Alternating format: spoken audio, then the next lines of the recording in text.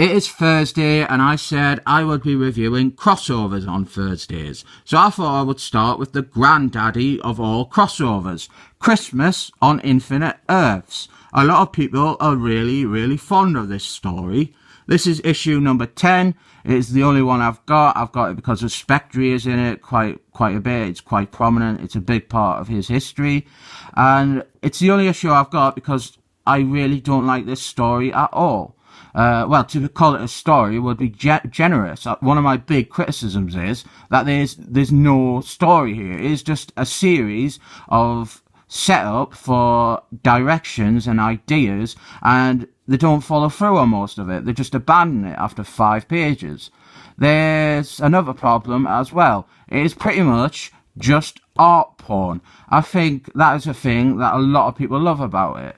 It's, oh, look, we can fit all the characters into the background of a panel or an image, but the thing is, 99% of the characters that appear in Christmas on Infinite Earths receive basically no characterization whatsoever. Most of them don't even have dialogue. They are just there in the background. There's no central character for the story. Issue 1 started off, it's set up like a whole cast of characters, but then pretty much all of them turned out to be irrelevant after issue 3. The closest thing the story has to a central character is Old Man Superman, in that he is in it the most. I'm not going to go through and name every character on this cover. That would just be a waste of time. I might name some of my favourites though. There is Staryu up there. He's not even in the comic. Old Man Superman, I prefer him to the real Superman. Batman, Captain Marvel's the real one, Billy Batson. This is Eclipso there. Starman, the original Green Lanterns, that is Obsidian. Dr. Fates, Robin, Pantsless Stranger, Blue Beetles, and Captain Atomant. I think that is all the ones that I like on this cover. The story so far, well, it's not, as I said, the idea we're running with at the minute is Lex Luthors and Brainiacs, they unionized all the supervillains to attack the superheroes. And this one, just during this issue, there's like a second story going on. I'm not going to bother with this, it's just backstory and it's not very exciting or interesting. They waited 10 issues to finally give some backstory, and it's a waste of time, really. Lex Luthors and Brainiacs, this guy, Simon, he is trying to they're like the leaders of the supervillains, and he's trying to take over as leader, but Brainiacs kills Simon, so we're just abandoning that idea there. Meanwhile, at the dawn of time, something weird is going on. Then, this guy here, he has turned the ocean poisonous, and we don't get any more on that. Oh no, one of the seamen is dying. Some heroes fight Black Adam.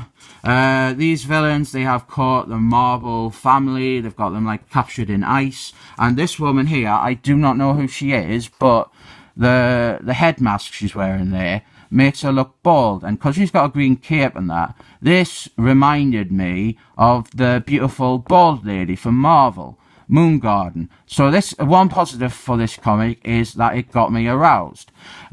Vision shows up with the Justice League and they free the Marvel family, and this bit here, Atom Man, he frees Billy Batson, and he's like, I still don't know what a kid can do that the rest of us can't. And Billy's like, I'm more than just a kid. Shazam! And he turns into Captain Marbles, the real one. And you might be thinking, oh, we're going to get a really good fight now with Captain Marbles beating up these villains. But nope, we don't see any more of that. And then we've got this montage here of loads of different heroes fighting loads of different villains. And then we're just abandoning the whole supervillain team-up part because the Spectre shows up.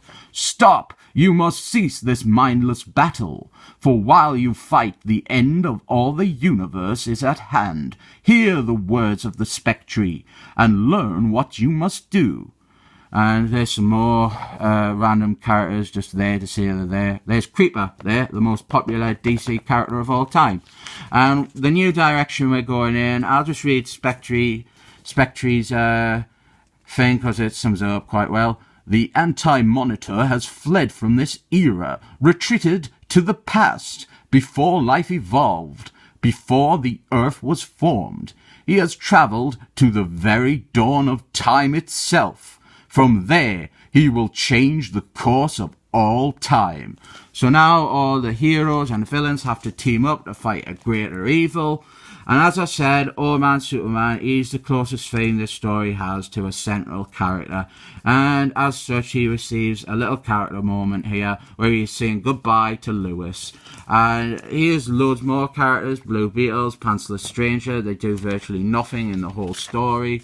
Superboy shows up, and at this point we have got 3 different Supermen in this story. We've got the real Superman, we've got Old Man Superman, and Superboy. We've also got 3 different Flashes. We've got the original Flash, the one with the funny hat, the best one. We've got Kid Flash, Wally West, and he's not in this issue, but Barry Allen was in it. And basically, all the heroes use the speed of the Flashes to go back in time to the dawn of creation to confront the Anti-Monitor, the baddie. And this little bit here, it's like a non-sequitur. A lot of this, the whole Christmas on Infinite Earths, is like these little scenes that are like non-sequiturs, that like set stuff up, but then we don't have any more on it. And this is like the closest thing you get to characterization in this book. There's a little scene with Brainiacs. They have all vanished into the past, moving to the time before time begins. Chances for success, 0.000362. Chances for my survival, 0.00436. I must shut down all biosensory functions should my physical presence be eliminated. There is still a 0.043 possibility that my electronic intellect can survive. And Brainiacs doesn't appear anymore in the story, if I remember. Some more with the Seamen. Oh no, one of them has died. So all the heroes are fighting the villain now, and it's not really fighting it. It's just they all attack at once, and it does nothing. It's like a child throwing toys at things. And of course, we've got a little problem, because this is basically just an excuse for the artist to crowbar in show off how many people he can fit into an image. We've got characters that really can't contribute to the fight, like Batman and Robins, and the story offers a convenient excuse for them being there. Batman, we haven't got any powers. What can we do? We can share our courage. We can give them hope. What happens next? There's this whole subplot, and it's these 2 pages only. The supervillains are invading this planet that is linked to the dawn of time, and they find this. They go to like the portal thing to there, and they die, and they show up alive later without explanation.